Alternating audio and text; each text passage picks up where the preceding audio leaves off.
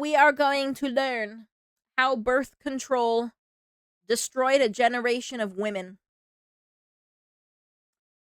I am curious because I am on birth control. I mean, I have been on birth control for like probably like 17 years now.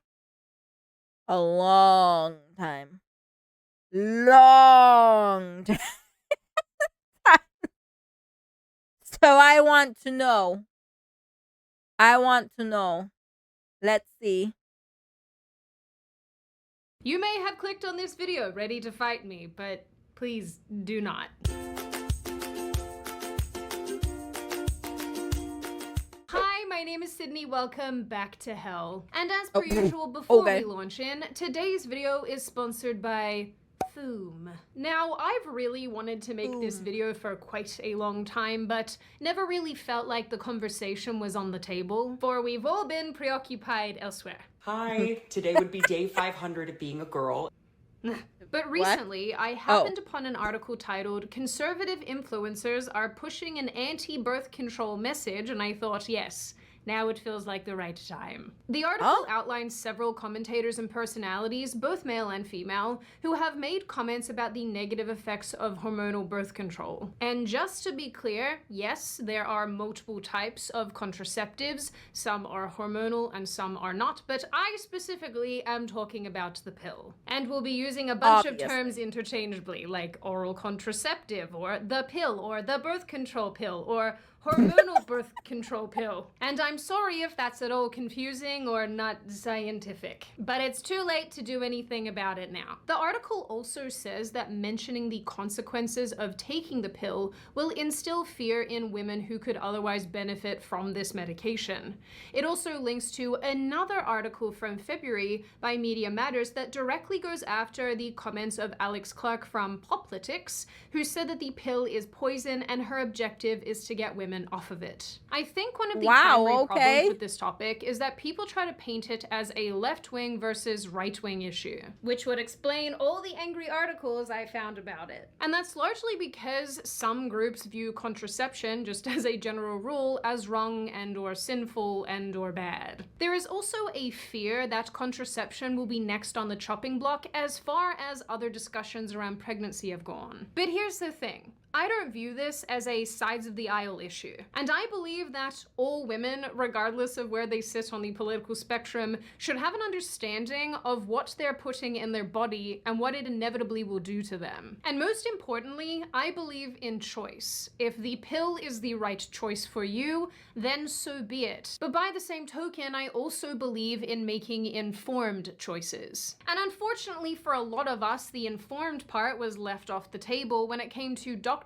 forcing hormonal birth control onto us as teenagers without properly explaining or explaining at all the long-term side effects and overall consequences of taking this medication. So, like, obviously it is a method of birth control, yeah, to prevent, like, pregnancy and stuff, okay. But it's also, like, it can also be used to kind of regulate your hormones as well. Maybe she's gonna touch on this.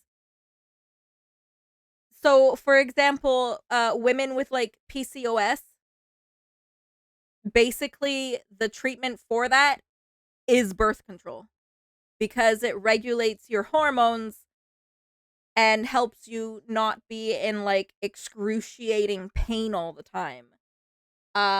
One reason that I started taking birth control when I was a teenager is because every time my time of month came around, I was in excruciating pain and, like, literally, like, puking my guts out even when there was nothing to puke out, okay? And when I started birth control, that didn't happen anymore, and it was great. It was great.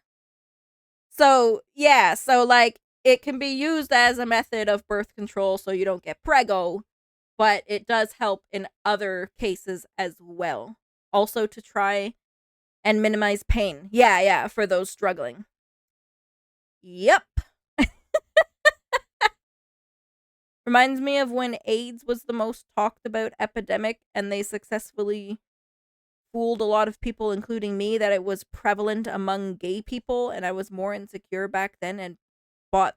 Oh, yeah, I remember that. I thought it was stupid. That was dumb. Why is Automod blocking the term AIDS? What the hell? Wow. Okay. But yeah, I remember that. But yeah, anyways, I don't know if she'll touch on that in the video, but I guess we'll see. But I just had to say that. So yeah, thanks for that. Why must you fail me so often? So that's what we're going to talk about today. The birth control pill and the many side effects and long-term consequences of taking it. Something I just want to make note of as well is that although, as per usual, I will try to be as even-keeled about this as possible, I do have some personal experiences here that do color my opinion. Fair, okay. I have a vested interest in this. That also said as well, this is a massive topic. I definitely won't be able to get to everything that relates to it, so just bear that in mind that this is by no means an exhaustive video. It is just an entry into this topic, and I'm sure that there are lots of other resources out there that you can go investigate if you want more information. Also, shout out to the lads who are gonna watch this entire video, even though you don't have ovaries or a womb, and this doesn't affect you, but you just want to be involved. You're cute. So without further ado, before you once again board my hell gondola and we sail down into the depths of sadness once again, let's hear from today's sponsor, Fume. It is true. Ooh. Quitting your bad habit can be very hard. There's the suffering of cold turkey, the annoying advice from friends and family. I hate people. I don't think rubbing salt on my face I want will that help. mug. And the moodiness. Oh, the moodiness. You are wet. Get away from me. But the good news is it doesn't have to be this way. Wow, what a pretty coat color on that doggo. Fume is an award-nominated device designed to help with any hand-to-mouth habit. And because Fume is not a vape, it has no heating components. So instead of using harmful chemicals, it uses flavored air. Fume comes with an adjustable airflow dial and is designed with movable parts and magnets to occupy fidgeting fingers. You pay for flavored air, for de-stressing and managing anxiety. You know, rather than handling any moodiness this way. Does all your neediness make you happy? Her doggo's so pretty. And in addition to Fume's normal Yummo flavors, they have just released 3 new maple additions. pepper? Orange vanilla, raspberry gross. lemon, and These ones sparkling sound grapefruit. Just pop these cores into your Fume, inhale, and you're good to go. So if you also want to break your bad habit, then head over to tryfume.com/Sydney, click the link in the description, or scan the QR code on screen. And of course, don't forget to use code Sydney for 10% off when you get a journey pack. Tetsuya, go get Fume right now. A psychologist called Sarah Hill gave a TED Talk about the effects of the birth control pill on the female brain. During her talk, she asked the audience how much they actually know about the pill, outside of the normal talking points about weight gain and increased risk of stroke. It's a good question that a lot of people, men and women, probably don't have a good answer to. And it's especially meaningful for ladies who have been taking this medication for years and years. What do you actually know about this thing that you take every day that stops your period and largely prevents pregnancy? As Dr. Hill points out, even asking the question feels risky to a lot of women. Thinking critically about hormonal birth control feels like a slippery slope to allowing it to be outlawed again, as it has been throughout history. But the alternative isn't much better. Women shouldn't be expected to take a medication daily while not fully comprehending what it is doing to their bodies and their brains. But that's exactly what the current rhetoric around this topic has achieved. Side note, you want to know what's even worse than all of that? Us ladies are out here trying to investigate serious issues that affect our bodies, and the clowns who are writing about it refer to us as people who menstruate. Wow, how about I take the time to show you how to menstruate out of your face? when I punch it. No, but real talk. How are you gonna talk about problems that affect me as a woman when you don't believe that women are women? Please explain. Now, while we tend to think of birth control as a modern invention, the reality is that this practice isn't exactly new. Methods for controlling contraception have been recorded as early as ancient Egypt, and one could even argue it appears in the Bible. The ancient Egyptians used plants and honey and crocodile poop from stopping the little swimmies from going where they weren't wanted. While the Bible just kind of tells— What? Crocodile poop? Oh, you don't want to get pregnant? Here's some crocodile poop. Crocodile poop for birth control. People used to use crocodile dung as a birth control. Oh!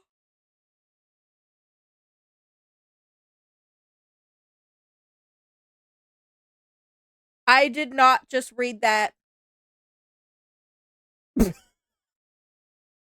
No, if I had to read it, you all have to know.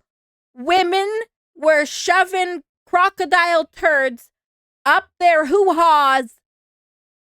What? What? No! No! No! What the frick? What the... I am... I'm going to erase this from my mind. Nope. Moving on. Moving on. Tells you to go on and pull out. Actually, it doesn't really tell you to do that. It kind of describes that as a waste. It's a waste. As time wore on and people became less interested in putting crocodile feces in their nether regions, other forms of contraception were discovered. Cycle tracking, womb veiling, and prolonged breastfeeding are well documented in the United States. In 1873, a social Puritan named Anthony Comstock, which is a bit of an ironic name there, successfully lobbied for laws that made devices used for the prevention of conception, among other things, illegal. By 1914, although women's rights advocates had began protesting anti-contraception laws, it wasn't until the massive rise in American soldiers returning home with venereal diseases during World War I that the role of birth control came back into public discussion in a meaningful way. By 1920, while anti-contraception laws were rarely enforced, they were still on the books, and it wasn't until the 1950s that a suffragette philanthropist called Catherine McCormick funded the development of the first form of the modern birth control pill. Modern birth control pharmaceuticals in the United States hit the market in the 1960s after a long, tumultuous legal process, where the Supreme Court ruled it was unconstitutional to prevent married couples from using contraceptives. The case, Griswold v. Connecticut, the one that I just referenced, would go on to become the basis for the 1972 decision for unmarried couples to also use birth control. On one hand, the sharp rise in popularity of the birth control pill promised greater innovation in the realm of reversible birth control on the whole. Women were already employing methods like condoms and diaphragms. I thought that was butter for a second. It looked like friggin' butter. Okay, Teagle. Have a good rest of your day.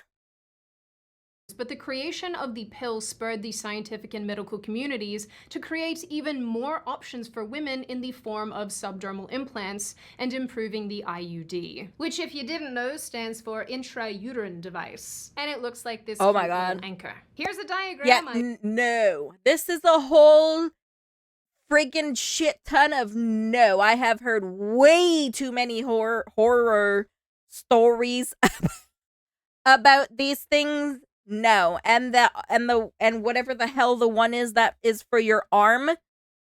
No, absolutely not. I found on the internet. No. I think there's also a joke to be made here about just how many things us women have put in our bodies, but I'm not gonna go there. But your brain just did. Smart person. On the other hand, it wasn't long before pharmaceutical companies were competing for the top spot, and marketing decisions rather than scientific innovations guided the future of contraceptive products. A research paper called How the Pill Became a Lifestyle Drug, the Pharmaceutical Industry and Birth Control in the United States since 1960 outlines how messaging and advancement around and of the pill started to change. From the 1960s to the 1980s, the paper says that pharmaceutical companies advertised birth control pills expressly for the purposes of birth control, which... How does it even work? How does the IUD work?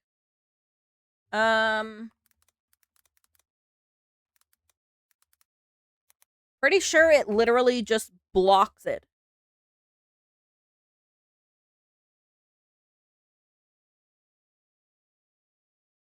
Wow. Yeah, like copper IUD. Blech. So the copper in the IUD creates an environment that is toxic to the spermies. Makes it difficult, which makes it difficult for them to survive. It also alters the uterine lining, making it difficult for a fertilized egg to implant.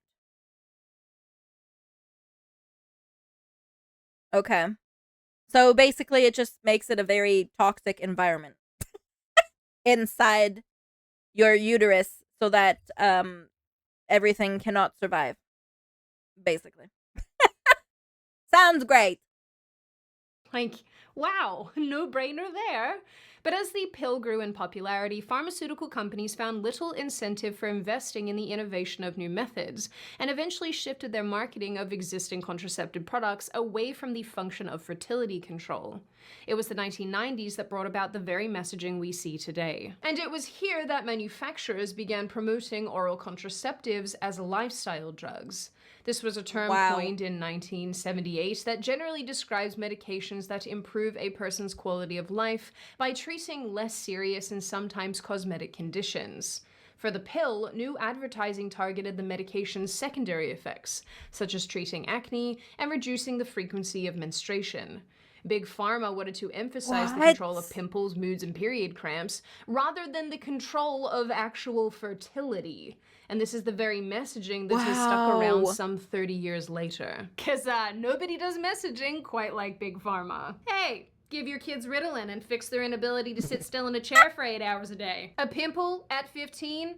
Craziness. Oh my gosh, the world's gonna end. Pregnancy. Stuck the landing. Today, you don't have to look very far at all to find women who can attest to being given the pill to deal with acne or mood swings. In fact, a birth control prescription for acne is so common that dermatology-focused sites and clinics constantly talk about it and prescribe it for this purpose alone. The same goes for a myriad of other issues that exclusively affect women. For some, the pill is treated like a magic fix, but given what it does inside the body and to the body, it can inadvertently medicalize women for life. Now, given that birth control is one of the first kind of medicalizations that is so widespread and taken for such long periods of time, one would think that the people being prescribed this would understand what it does to their bodies, right? Wrong. What a lot of us don't realize, especially those who are prescribed this medication as young teenagers who don't really understand anything at all, is that the way that the pill works is it uses synthetic hormones to mimic pregnancy. Your progesterone level stays elevated, which prevents ovulation. As far as the pill goes, there are many different types with varying amounts of estrogen and progesterone, and that's about the long and short of it without getting considerably super duper technical, which I'm not going to do because I'll just watch all of you glaze over and lose interest. And just to be clear, especially for the lads who are here but have absolutely no idea what I'm talking about right now, the pill cycle works by a woman taking the hormone pills for 3 weeks and the sugar pills for 1. We usually refer to this as our period, but like, the bleeding is from the withdrawal of hormones. If a woman— Yeah, you actually don't need to take the sugar pills though. I mean, I've been taking them so long that I just skip the sugar pills because I just know when to restart the pill, so. woman decides to continue taking the hormone pills and not do a week of the sugar pills, then she theoretically won't bleed. I'm prepared to admit that I didn't know for an embarrassingly long period of time that the bleeding that happens when you're taking the sugar pills is not a period. I didn't know that, so why was this never explained to me? Now, with all of that in mind... Oh,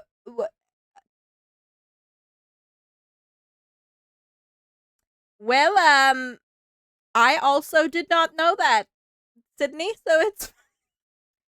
you just taught me that, so okay. Oh, okay. Right. If you take to social media and listen to the experiences of women, you find that many were placed on an oral contraceptive in their teen years or early 20s for lifestyle reasons. My positive experience on birth control. I feel like I never hear anybody talking about this, so that's kind of why I want to talk about it. Also, not a single comment on the rollers. I don't know what I'm doing. I'm just trying to do something new. I started birth control back in August of 2020, and it completely transformed my acne. So many women, myself included, were prescribed birth control at a very young age without properly being educated on the long-term side effects. I was put on birth control at 15 years old and was on the pill for 10 years. The trouble is that many of these women don't feel like they were given adequate information from their doctors about what they could expect on and off the drug. And while this certainly isn't the case for everyone, there are lots of women actually who attest to the fact that the pill helped them tremendously with symptoms of polycystic ovary syndrome, endometriosis, painful periods, mood disorders, and so on and so forth. Others report that it has impacted them long after they stopped taking it. And honestly, this is something that I can relate to a lot. Without getting into too much detail, this was more or less my experience when I came off of hormonal birth control after taking it for around 8 years. And you know, it is sad to say, but in some ways I've kind of lost hope that some of the body functions and the hormonal functions that I have that were disrupted by taking birth control will ever go back to normal. And I think the even sadder reality there is that I know I'm not alone. It's kind of ironic because in a quest to fix the issues caused by birth control, I ended up going on other medications that just screwed with my hormones further and sort of just ended up in this perpetual loop of trying to fix hormone-related issues with new hormones and just realizing that the entire thing was a circular mess. But it's fine. I wonder if it's because, like, if you take these medications and stuff to fix those problems, then it doesn't give your body the opportunity to kind of, like, fix them on its own. So it doesn't learn. If that makes sense. For some reason it makes sense to me. But yeah, you're not giving your body the opportunity to learn how to do it on its own. Hello, Rose. Welcome in. Welcome in. I'm working it out. You know, did a juice cleanse, hugged my dog, hoped my doctor was out there somewhere getting eaten by a snake.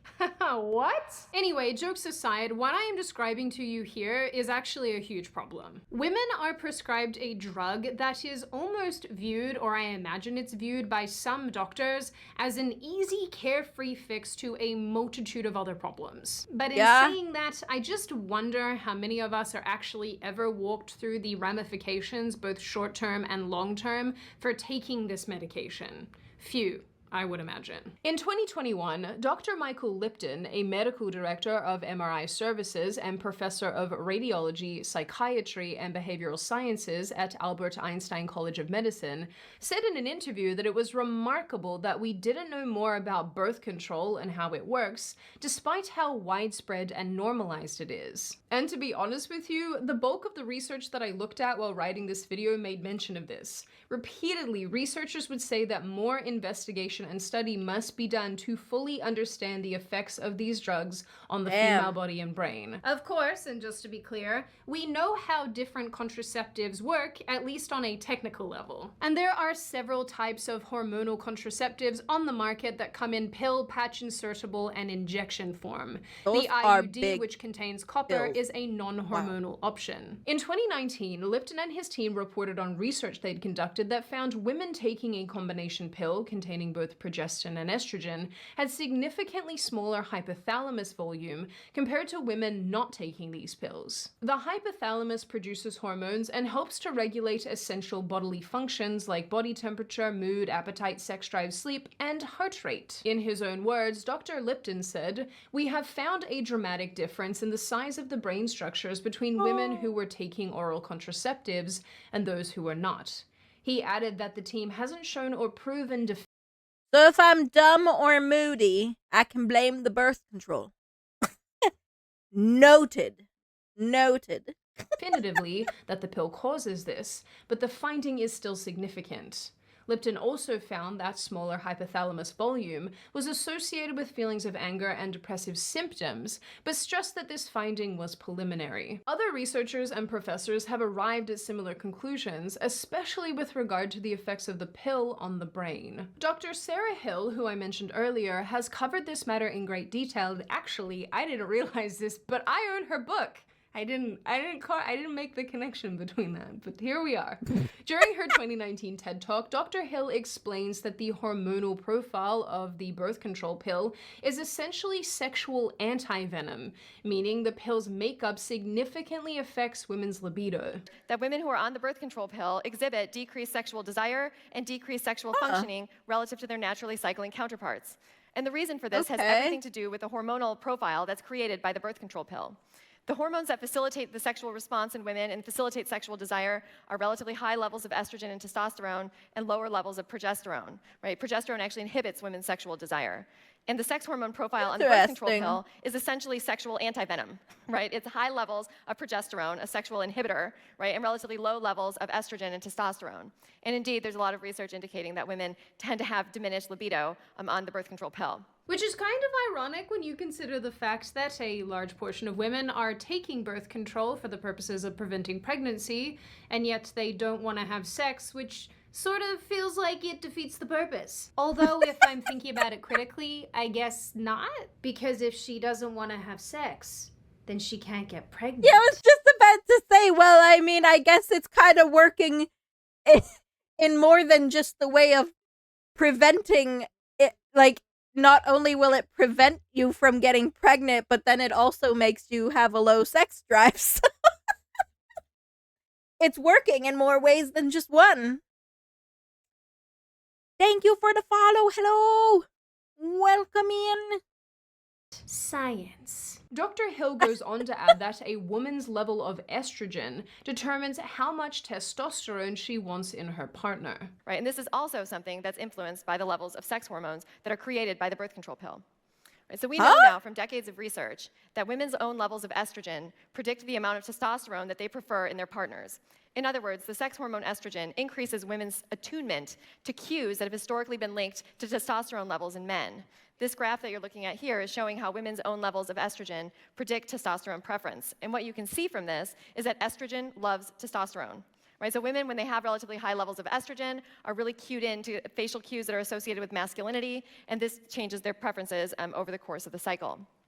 Now, given that the birth control pill keeps levels of estrogen... So I want a less manlier looking man? Is this why I have a preference for, like, baby face men? Learning about myself, mayhaps?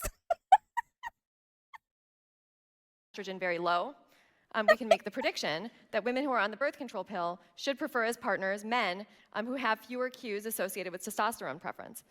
Right? And that's exactly what we find. So research finds now that women who are on the birth control pill prefer partners with less masculine faces than do their naturally cycling peers. And this is something that is found both when women are identifying men that they would like to have as short-term sexual partners, and also the people that they'd like to have as long-term romantic partners. Right? The research has also found that pill-taking women are actually choosing as partners men with less masculine faces relative to naturally cycling women. So they've done studies where they've brought in the partners of women who chose their partner, whether they were on or off of the birth control pill, took photographs of their faces, created facial composites, and they were able to actually look at the proportion of testosterone markers on the faces of men. And they found out that the pill-taking women, indeed, were choosing as partners men with fewer testosterone markers in their faces. Right? So the birth control pill might be changing the face of mate preferences. Funnily enough, and once again on a personal level, when I was doing research to come off of birth control, I read a whole heap of stuff that said that it messes with pheromones and all sorts of things related to attraction. It actually reminds me of this opinion piece that I read recently that said that if you're not attracted to the way that your man smells, including his sweat, then he's maybe not the guy for you. But on a serious note, have you ever smelled men? A man? Like any place that men typically congregate together, sometimes without clothes on, like in a locker room. I don't know what you're doing in there. No I don't like the smell of it. No. It's why we insist on getting you cologne at any gift-giving occasion. There's one study of many that looked at this phenomenon. It focused specifically on masculine facial features. Without hormonal birth control, women are attracted to men with different smells. Yep, you got it, pheromones. These are associated with masculine features and higher testosterone levels. And on hormonal birth control, they're attracted to men that are more similar to them, with lower testosterone levels, more feminine features, and they're typically regarded as caretakers. There are more studies that also show that taking birth control changes which men you attract as well. The last thing that I want to make note of here is that Dr. Hill said that there is a correlation between the effect of the birth control pill and cortisol levels. She says that women who are taking this medication exhibit a blunted or absent cortisol response to stress. Cortisol, as Dr. Hill explains, is part of the way that the body copes with stress. But cortisol isn't what causes stress. Life is what causes stress. Right? Cortisol is actually part of the way that our body helps cope with stress. It dumps fat and sugar into our bloodstream so we can make a fast getaway, and it primes our brain for learning and memory, so that way if we encounter a similar situation in the future, we'll be better able to cope with it. Right? And because of this, when we're feeling stressed out, our body releases cortisol, unless you're on the birth control pill. So there's several decades of research now that shows that women who are on the birth control pill exhibit a blunted or altogether absent cortisol response to stress.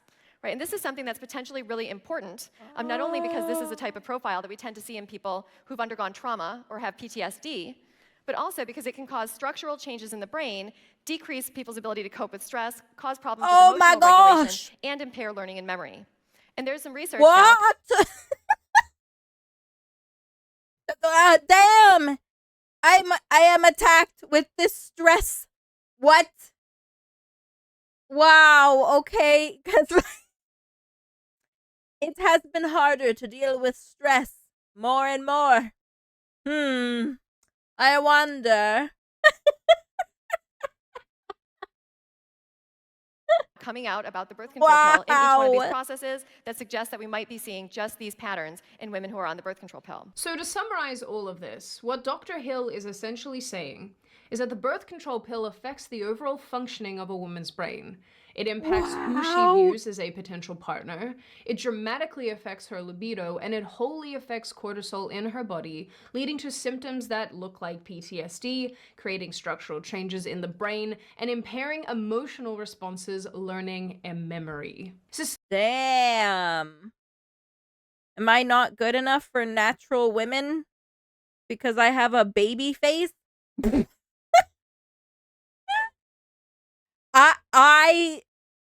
I think it still is more to do with like preference. I still think preference would play a bigger role. Like, what even is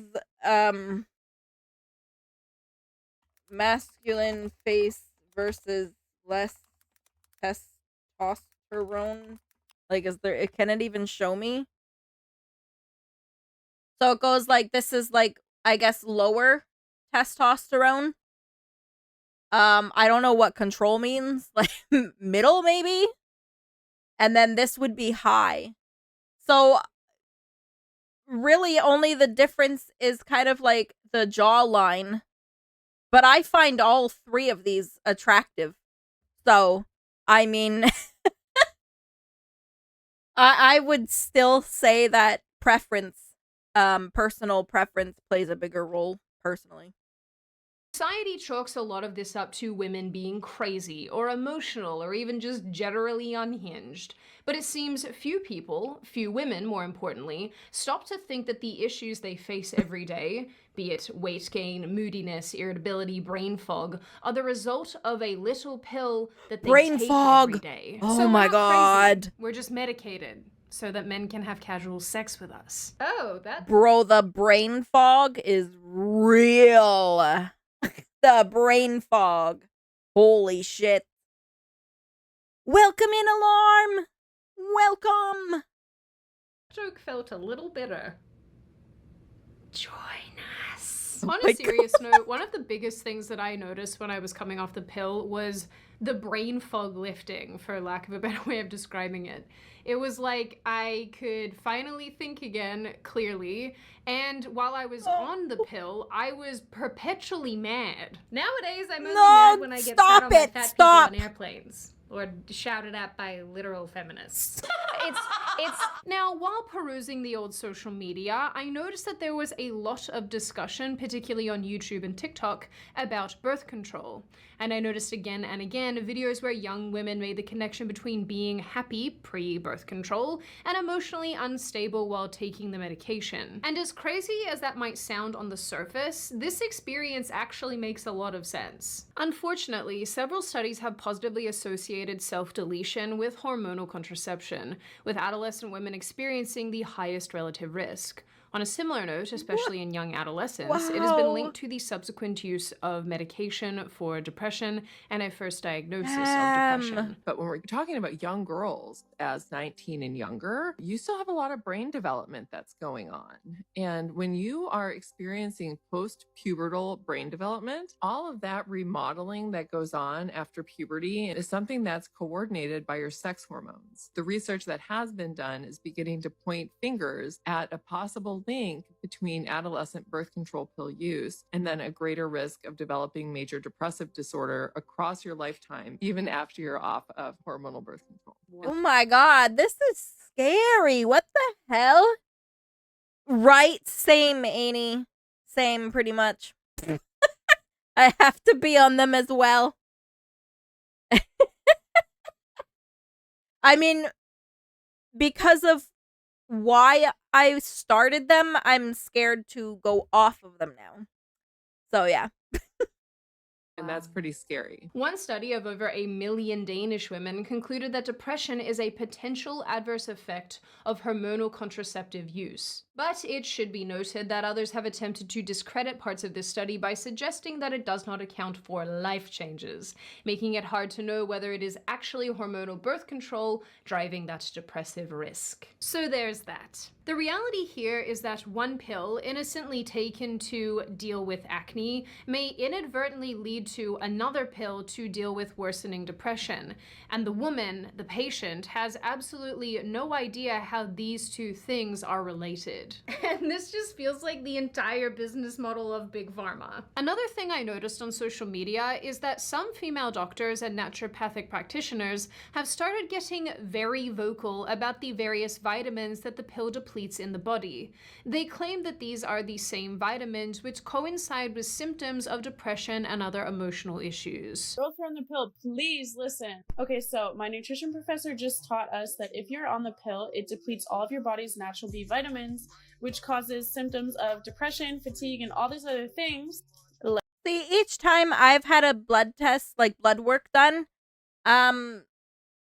maybe I guess I'm lucky because I've never been deficient of anything.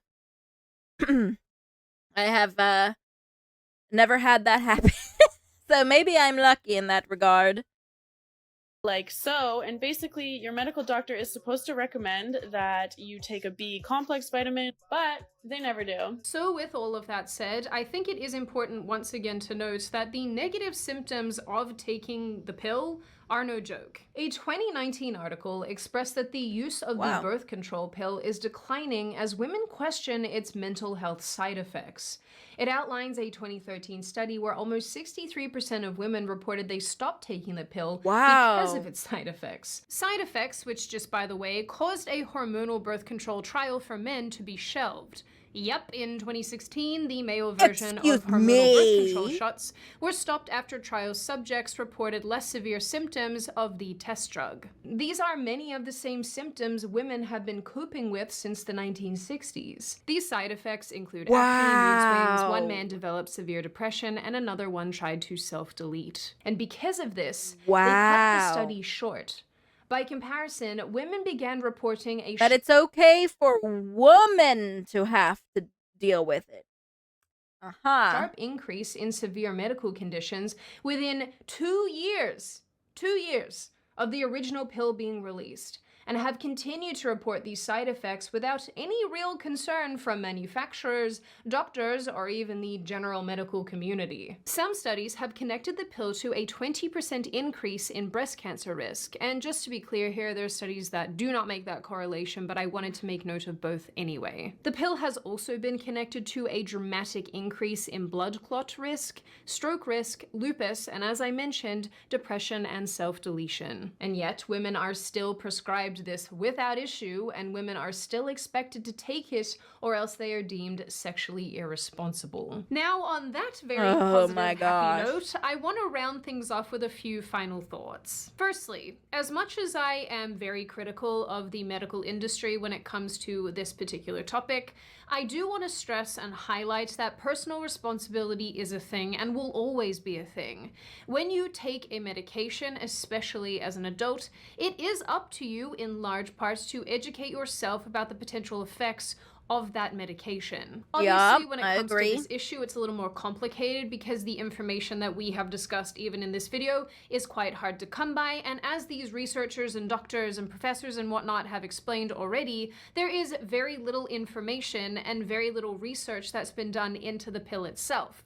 So I come back to just generally being very critical of the medical community. Secondly, and I want to be very clear about this, I am all about choice, and I have no inherent problem with individuals using birth control and taking it upon themselves to determine what works best for them. What I do have a problem with, on the other hand, is this accelerating trend of inadvertently creating lifelong big pharma customers by getting people hooked on lifestyle drugs, when we don't have any comprehension of the long-term effects of those drugs. And you can apply that to all sorts of things, whether it be these new transgender treatments and surgeries, or even this new wave of weight loss injections that seem to be all the rage right now. Birth control can be great for some people. And like I mentioned previously, it does help with some conditions in some people, like polycystic ovary syndrome, endometriosis, mood disorders, and even acne. But for others, me included, the permanent changes that it has made to our bodies has led to lifelong issues, more medications, and very few resources to understand what happened. In the end, all I'm saying is that when it comes to big pharma, I think we need to be considerably more cognizant of the fact that we don't know everything, but neither do they. Now, before I open the floor to all of you, this is just a reminder to check out Foom using the link in the description. When you do, you can check out their 3 brand new flavors which smell and taste pretty dang great, and you can get a discount using my code Sydney. Now, open the floor to all of you. What do you all think? Are you a woman who has been on birth control and can totally relate to what I am saying here? Are you someone who has had actually a really positive experience and a lot of this to you is totally foreign? Are you on the fence about the whole issue? Or are you somebody who's never taken it because you thought that it would lead to a lot of this? What do you make of the big pharma element to all of this? The lack of innovation, the lack of research that's gone into this topic? And if you're a man who's watching, what do you think of this as an outsider that this kind of doesn't really super affect on a physiological level? And what do you generally make of this issue overall? As always, if you are new here or you're returning and you liked this video and you want to see more of them, hit the thumbs up button, or better yet, subscribe. Feel free to leave me a comment. I do read the majority of them, if not all of them, and I do take on board your suggestions for future videos, so absolutely let me know. And otherwise, I will see you guys next time. Stay safe and well. I'll see you in the next video. Bye. Sydney Watson. I don't know, like, to be fair, Big Pharma isn't much better, and a lot of science research is bought and paid for in their benefit, so I get the skepticism of it. It's eye-opening. Yeah. Some stuff mentioned makes me wonder.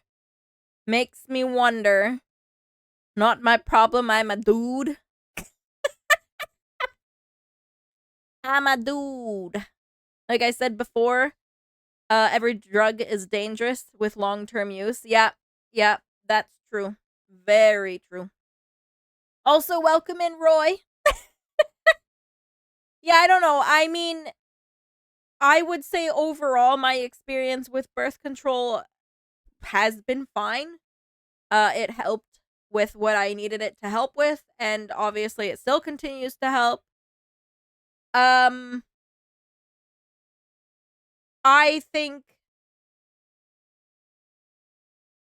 I think like I may have some side effects, but like, you know, you never know. Are they side effects of the pill, or is it just normal stuff that you would have experienced regardless, you know? Like dealing with stress. What else was mentioned? Friggin' weight loss being a lot harder. What else? My gosh, I don't even know all the stuff that was mentioned.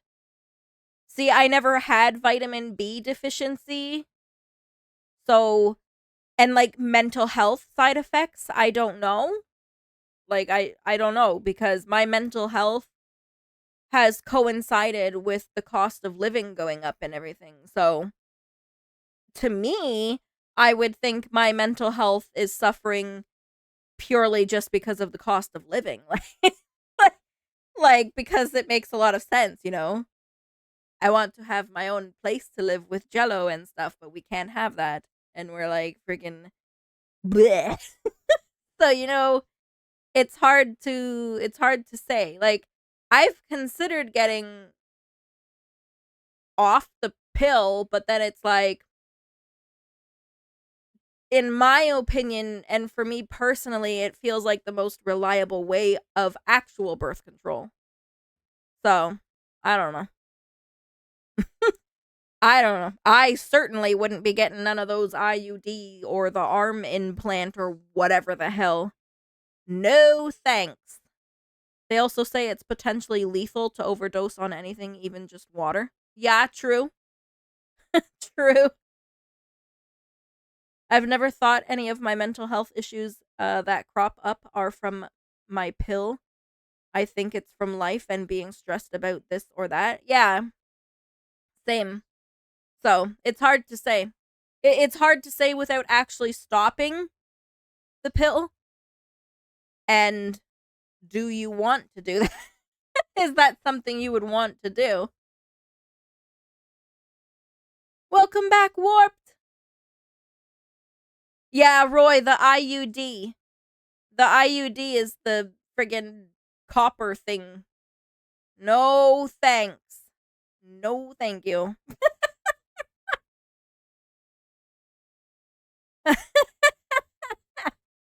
I'm good. I honestly am not willing to test that theory. I will get very sick if I do. Yeah. Yeah. See, I started it as well because, like, I used to have really, like I said, like, freaking vomiting and everything. So the thought of going off of it scares me. I'm like, whatever side effects I do experience, if any, are obviously worth not friggin' hurling my guts out every month and being in excruciating pain.